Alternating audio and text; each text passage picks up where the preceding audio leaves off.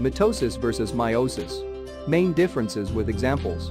Do you get confused between mitosis or meiosis while reading cell division? Here are the main differences between the two processes. Mitosis. Mitosis is a type of cell division that forms two daughter cells with the same number and chromosomes as the parent cell.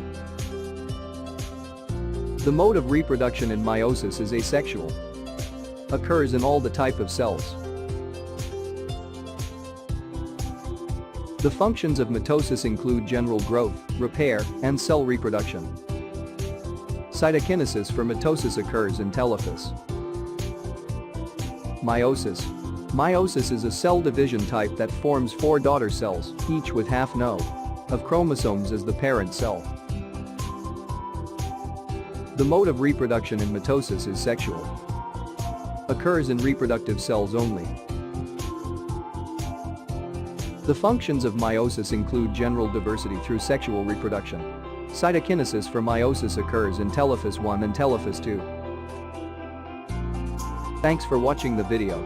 If you need more help with such biology topics, you can seek instant online assignment help.